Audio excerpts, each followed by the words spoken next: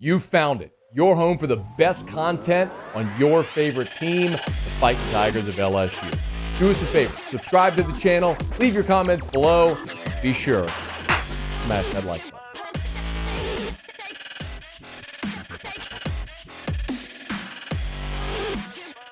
So Brian Kelly introduced the defensive and special team staff on Wednesday. Today, Thursday, he introduced the offensive staff. So we got to meet Mike Denbrock. Also, we were reintroduced to Frank Wilson, Cortez Hankton, the new passing game coordinator, Brad Davis, the only offensive coach that was retained, and new quarterbacks coach, Joe Sloan, all were introduced to reporters today. In hour one, we let you hear a lot of what Mike Denbrock had to say. So we went deep into that. Wanted to take some time to sort of let you hear what Brian Kelly had to say and what some of the assistants, the other assistants, had to say. And we'll start with Brian Kelly welcoming Frank Wilson back into the fold at LSU. You know, a lot of people talk about Frank as a recruiter. He's much more than that. You know, recruiting is only part of this. And to be on this staff, you have to be more than just a recruiter. Is he a great recruiter? Absolutely. To be a great recruiter, you have to be great with relationships. You have to be organized. You have to be detailed. And you have to be able to follow up and close. And he certainly does that. But he's somebody that knows the game technically and tactically. He's somebody that you want to be on your staff because he's got great communication skills. He's somebody that is well respected in this community and throughout the country as a man. And I think, you know, what's important to know is he's a head coach.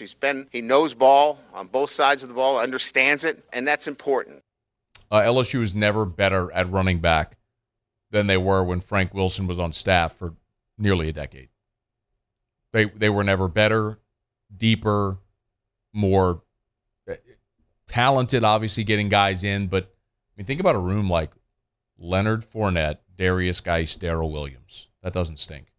When you look at the crop of running backs LSU has right now, I mean, we've talked about it a good bit, but last year was the first year in quite some time. I mean, for as long as I can remember, that LSU didn't really have a bell cow back emerge. And, you know, we thought maybe that could be the case in 2018, but Nick Brissett stepped up and had a 1,000-yard season. In 2019, Clyde had an All-America caliber season. And the last couple of years, though, it has dried up. And it's not due to lack of talent, you know, star rankings and guys that know how to make plays. But part of it, issues with the offensive line. Obviously, John Emery not getting eligible this past season threw a real kink into that plan early in the season. But I'm going to tell you, it's so rare at LSU.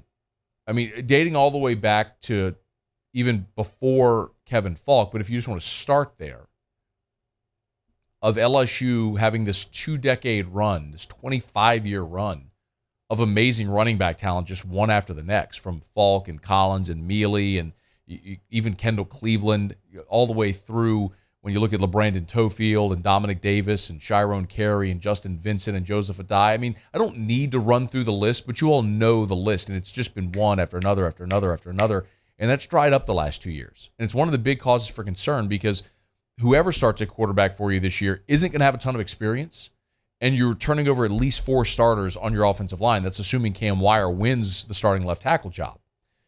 You have a lot of talent at receiver, but someone in that running back room has got to emerge, and I trust Frank Wilson's going to maximize that. Now, as far as the staff itself, Frank Wilson, when he met with the reporters, talked about what it's like to be on this LSU staff. You know, the thing about our staff, they're consummate pros. You walk into that building and as a group, we don't all have a lot of experience with each other.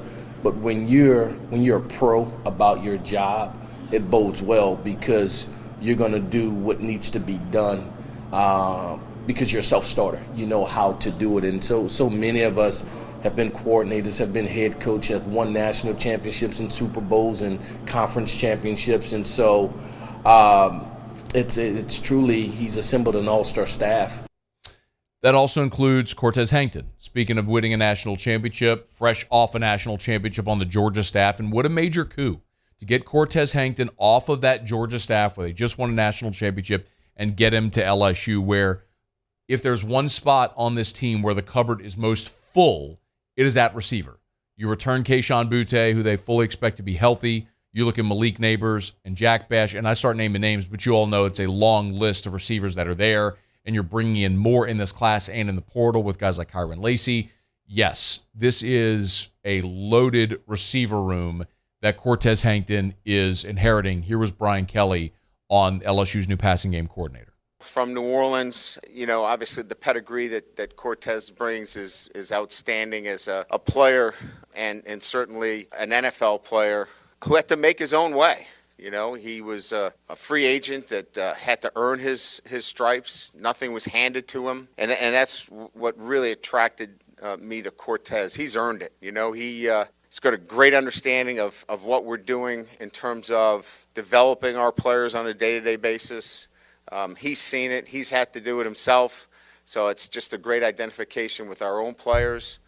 And excited to have somebody with his skill set to, help us with what we're doing offensively as well. So extremely pleased and blessed to have Cortez with us. There's a long list of receivers at the University of Georgia that Cortez Hankton helped develop, and he's going to be expected to do the same with this crop of LSU receivers that he inherits right now. But he's also going to recruit. And that's one of the things we've talked about a lot with Brian Kelly assembling the staff. It's not just guys who are great position coaches, but he was very aware of bringing guys with familiarity with Louisiana onto the staff, and it's the majority of the offensive guys. We talk about Frank Wilson and Cortez Hankton and Brad Davis and Joe Sloan. Here was Cortez Hankton talking about his role in recruiting. Well, first and foremost, it's always going to be about cultivating relationships. And then when you have relationships that were previously bonded, I think it does help. People will reach out to you and let you know, hey, you may want to kick under this rock because they got a kid over here. And when you're from a place, it just means just a little bit more. And for us, we all take a very hungry and humble approach to recruiting because we're always trying to get better. And so when you have that definitely helps to building the depth of this football team and put you in a position to be the perennial contenders that this place should be. The other two coaches that were introduced, of course, were Joe Sloan and then Brad Davis. Brad Davis is the lone holdover from the previous staff who was brought in from Arkansas. Baton Rouge guy, was the interim head coach during the bowl game. It was interesting. Here was Brian Kelly on Brad Davis, the only coach he retained. It starts with his great positive attitude and then an experienced SEC coach who's seen it, knows what it looks like, and confident that he's going to be able to develop our student athletes here to do that. He's from Baton Rouge. So, three coaches right there from the state of Louisiana that are obviously passionate about what we do here at LSU and certainly will be great contributors in everything that happens here. Look, a big part of it also, let's not kid ourselves, a big part of it too was Brad Davis's contract.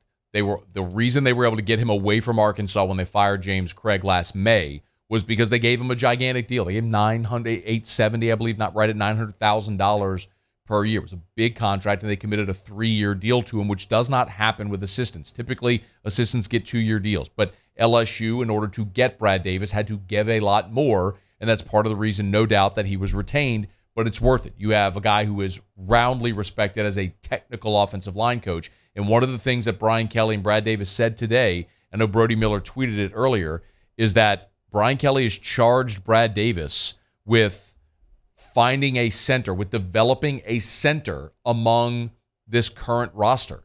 And so that would tell you they're not looking to go into the portal to find a center somewhere. They feel like they've got enough bodies in this offensive line group to find someone who can snap the football and play that position. And they're working out Brad Davis said he's working out 6 guys right now, 6 players, to try to win the role, the starting center job on this LSU offensive line. Every job should be open. The only returning starter, as we mentioned, is Cam Wire at left tackle. And I don't know that there's any guarantee that he's going to win that job. So they got to develop a starting center. Here's the tweet from Brody. If you missed it earlier today, the 6 players that he's training on the center spot are Marlon Martinez, Kimo Macaneoli, Spencer Payne, Charles Turner, Fitzgerald West, and Garrett Dellinger. Dellinger played left tackle, right tackle, and both guard spots. They played 4 spots on the line last year. The only one he didn't play was center, and they're giving him a go at that now. So they got to find someone in that spot, and they're going to use these 15 practices in spring to make the most of that as well and see if they can develop a starting center. And the last coach, again, all the offensive coaches have ties to Louisiana. Frank Wilson, Cortez Hankton, Brad Davis, and then Joe Sloan, who's been up at Louisiana Tech and Ruston on Skip Holtz's staff. He came with Skip from South Florida when Skip took the job 10 years ago, or 9 years ago, and has been here since. And his primary recruiting area was Baton Rouge and New Orleans for Louisiana Tech. So a guy that knows this area very, very well, but also is a very competent quarterbacks coach as well. Here was Brian Kelly on Joe Sloan. You know, from an offensive perspective, has coached the wide receivers and the quarterbacks. We all know Louisiana Tech's offensive structure and system, quarterback-centered, and Joe's a bright coach that really understands what we're looking for in our quarterbacks and the ability to develop quarterbacks. And that's really what this is about. It's quarterback development. And then, again, as I mentioned, being in the state for as long as Joe has been, he's got great ties, great relationships, and understands the recruiting process throughout the state. Spring football will get underway on March the 24th. Again, last week, LSU set its spring football calendar. So the first practice will be March 24th, a pro day on April 6th, and the spring game on April the 23rd. So if you're setting your schedule, do so accordingly. We are right at 1 month away from the start of spring practice on March the 24th, and Brian Kelly will get out on the field with the guys for the first time. Hey, thanks so much for watching. Please leave your comments. I love to interact. And be sure to hit the red subscribe button below.